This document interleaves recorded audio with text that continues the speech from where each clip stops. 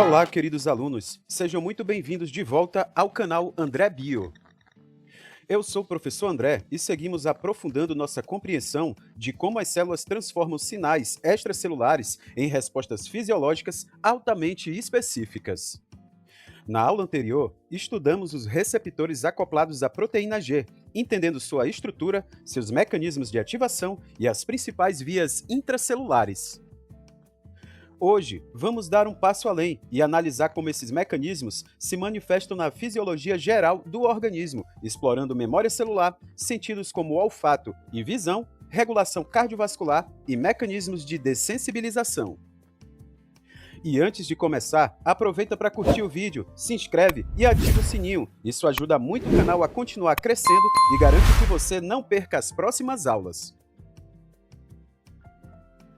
Nesta aula, vamos entender como o complexo cálcio, calmodulina, atua como um sensor intracelular e como as cansinases, especialmente a cansinase 2, funcionam como verdadeiros dispositivos de memória molecular. Em seguida, analisaremos como as proteínas G podem regular canais iônicos, tanto de forma direta, por meio das subunidades beta e gama, quanto indiretamente, via pKa, pKc e cansinase. Depois, veremos como os GPCRs participam diretamente dos sentidos, estudando a transdução olfatória mediada por AMP cíclico e a fototransdução nos bastonetes da retina, na qual a luz reduz o GMP cíclico e gera hiperpolarização. Também abordaremos a sinalização por óxido nítrico, um mensageiro gasoso que difunde-se livremente, ativa a guanilil-ciclase e promove relaxamento vascular via GMP cíclico, com importantes aplicações clínicas. Por fim, discutiremos como a célula amplifica sinais por meio de cascatas enzimáticas e como mecanismos de dessensibilização, como a fosforilação e a arrestina, impedem respostas excessivas. Depois de entender como o cálcio atua como um segundo mensageiro, precisamos ver quem interpreta esse sinal dentro da célula.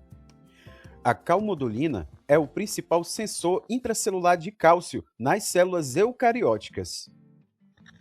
Ela possui 4 sítios de alta afinidade para o cálcio e só se torna funcionalmente ativa quando 2 ou mais íons se ligam à proteína, o que gera uma resposta sigmoide ao aumento de cálcio citosólico. Diferente de uma enzima, a calmodulina não executa reações diretamente, ela funciona como um modulador, semelhante ao que o AMP cíclico faz com a pKa, mas aqui o efeito depende da interação proteína-proteína. Quando o cálcio se liga à calmodulina, ocorre uma mudança conformacional importante, permitindo que o complexo cálcio-calmodulina se associe a diferentes proteínas-alvo. E entre esses alvos estão enzimas metabólicas e proteínas de transporte, como a bomba de cálcio na membrana plasmática. Esse mecanismo cria um sistema de autorregulação. O aumento do cálcio ativa a bomba, que remove cálcio da célula, ajudando a restaurar a homeostase. Grande parte dos efeitos do cálcio é indireto e ocorre por meio das cansinases, proteínas sinases ativadas pelo complexo cálcio-calmodulina. Essas enzimas promovem fosforilações específicas em proteínas-alvo, incluindo reguladores de transcrição, como a CREB. Isso significa que o sinal transitório de cálcio pode resultar em alterações duradouras na expressão gênica, conectando sinalização rápida a respostas celulares prolongadas. A cansinase 2 é particularmente relevante no sistema nervoso.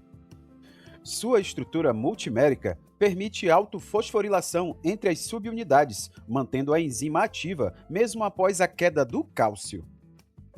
E esse mecanismo funciona como uma memória molecular do pulso anterior de cálcio. Além disso, ela consegue decodificar a frequência das oscilações de cálcio, aumentando sua atividade conforme a frequência dos pulsos. Nas sinapses, isso é essencial para processos de plasticidade, memória e aprendizado de longo prazo. Essa imagem mostra como a frequência das oscilações de cálcio influencia a ativação da enzima cansinase 2. No gráfico da esquerda, os picos de cálcio acontecem a cada 20 segundos, ou seja, em baixa frequência. Nesse caso, cada aumento de cálcio ativa a enzima por um curto período, mas antes que ocorra o próximo pico, a atividade já volta quase ao nível basal. Por isso, a ativação total da cancinase 2 permanece baixa. Já no gráfico da direita, os picos de cálcio acontecem a cada 2 segundos, representando alta frequência de oscilações. Como os estímulos chegam muito próximos no tempo, a enzima não tem tempo de voltar completamente ao estado basal. Assim, a atividade vai se acumulando progressivamente, resultando em uma ativação muito maior da cancinase 2. Essa figura ilustra um conceito importante da sinalização celular. A célula interpreta não apenas a quantidade de cálcio, mas também a frequência dos picos, o que permite regular diferentes respostas celulares. Além das vias dependentes de cálcio, outra forma importante de sinalização celular envolve as proteínas G, modulando diretamente a atividade de canais iônicos.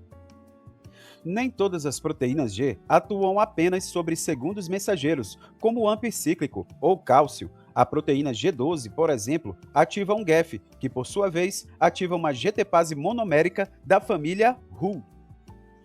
Esse mecanismo impacta diretamente o citoesqueleto de actina, alterando a forma celular, contração e migração. Além disso, algumas proteínas G regulam canais iônicos de forma direta. As subunidades beta e gama, liberadas após a ativação do GPCR, podem se ligar diretamente a canais na membrana plasmática, modificando sua abertura ou fechamento.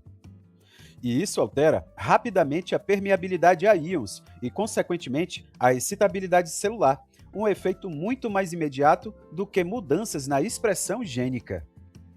Um exemplo clássico ocorre no coração. A acetilcolina, liberada pelo nervo vago, ativa receptores acoplados à proteína GI. A subunidade alfa inibe a adenililciclase, reduzindo o AMP cíclico, enquanto as subunidades beta e gama se ligam a canais de potássio e os abrem. O aumento da saída de potássio dificulta a despolarização das células musculares do coração, diminuindo a frequência cardíaca. Por fim, a regulação também pode ocorrer de forma indireta. Proteínas G podem ativar quinases como a PKA, PKC ou cancinase, que fosforilam canais iônicos, modulando sua atividade. Além disso, alterações nos níveis de nucleotídeos cíclicos também influenciam a abertura ou fechamento desses canais. Esse quadro faz um resumo das 4 principais famílias de proteína G e as funções que elas exercem na sinalização celular.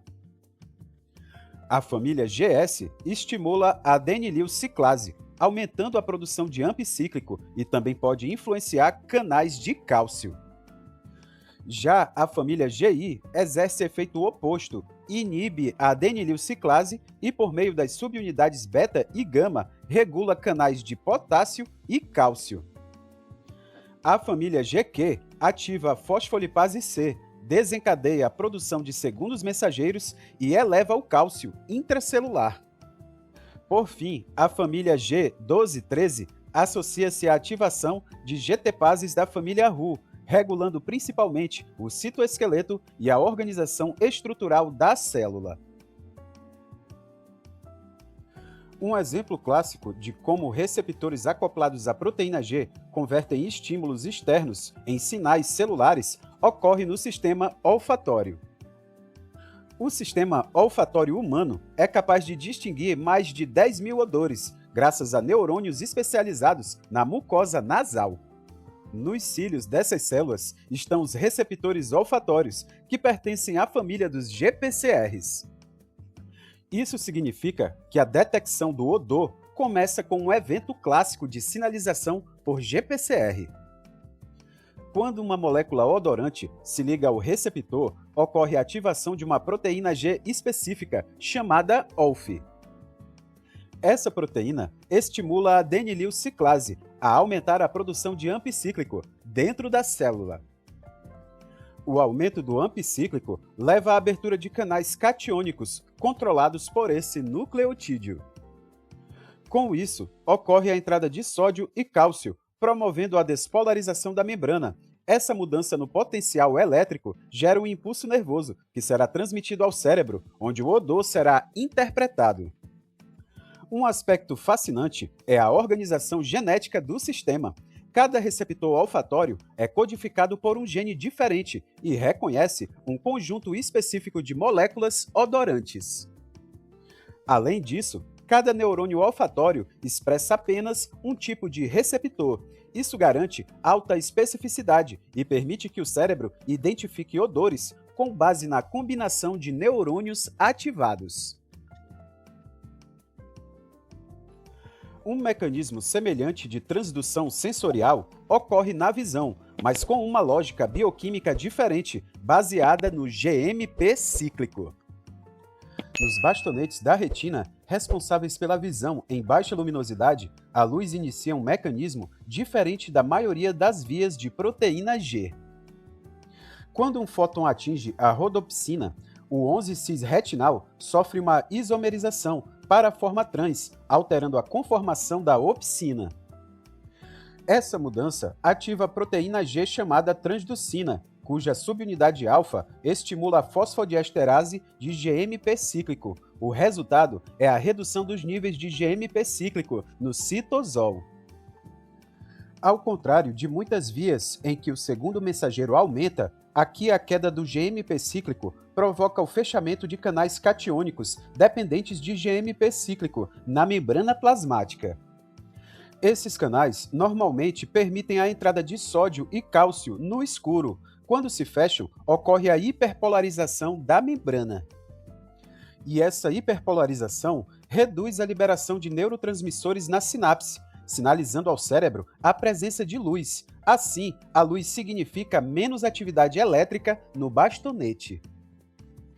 A ativação da transducina gera uma cascata altamente amplificadora. Uma única rodopsina ativada pode estimular várias moléculas de transducina, que ativam múltiplas fosfodiesterases, reduzindo rapidamente o GMP cíclico.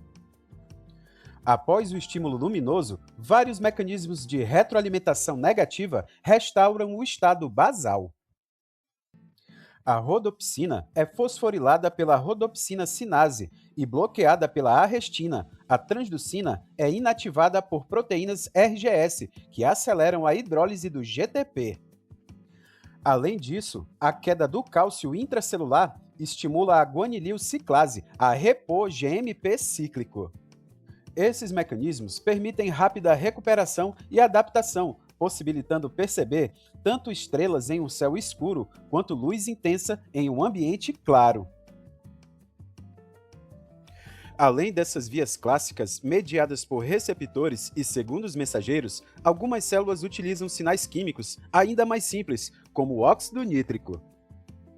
O óxido nítrico é um mediador gasoso produzido a partir da arginina por enzimas chamadas óxido nítrico sintases, ou simplesmente NOS.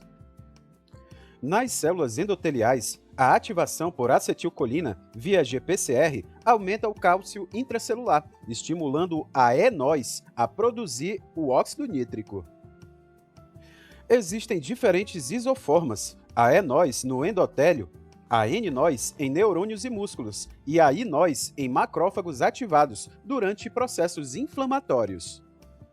Uma característica marcante do óxido nítrico é a sua capacidade de atravessar membranas livremente. Ele se difunde das células endoteliais para as células musculares lisas vizinhas, promovendo relaxamento e vasodilatação. Como a sua meia-vida é muito curta, de poucos segundos, sua ação é local e rapidamente controlada, garantindo precisão na resposta vascular. Nas células-alvo, o óxido nítrico liga-se ao ferro da guanilil ciclase, ativando-a e aumentando rapidamente os níveis de GMP cíclico. Esse segundo mensageiro promove o relaxamento da musculatura lisa, o equilíbrio entre a síntese e a degradação do GMP cíclico pela diesterase determina a intensidade e duração da resposta. Clinicamente, Esse mecanismo é explorado há décadas. A nitroglicerina alivia a angina ao ser convertida em óxido nítrico, promovendo a vasodilatação e reduzindo a carga de trabalho do coração. Já fármacos, como o Viagra, inibem a fosfodiesterase de GMP cíclico, prolongando o efeito vasodilatador do tecido peniano. Além disso, o óxido nítrico também pode atuar independentemente do GMP cíclico, modificando proteínas por nitrosilação e ampliando ainda mais sua função fisiológica. Todos esses exemplos compartilham um princípio fundamental da sinalização celular, a capacidade de amplificar pequenos estímulos em grandes respostas. Os sistemas ativados por GPCR seguem um princípio central, a amplificação. Um único receptor ativado pode estimular várias proteínas G, que ativam enzimas produtoras de segundos mensageiros, como o AMP cíclico ou IP3.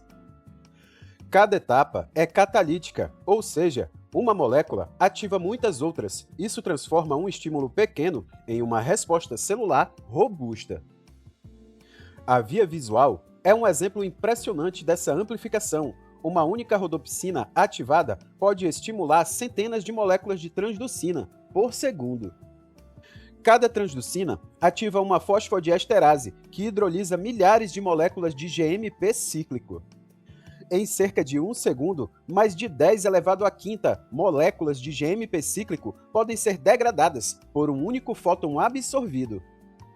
Isso leva ao fechamento de centenas de canais iônicos, permitindo que um bastonete detecte um único fóton com precisão notável. De forma geral, uma variação nanomolar no sinal extracelular pode gerar alterações micromolares nos níveis de segundos mensageiros intracelulares. Esses mensageiros atuam como reguladores alostéricos de enzimas e canais iônicos.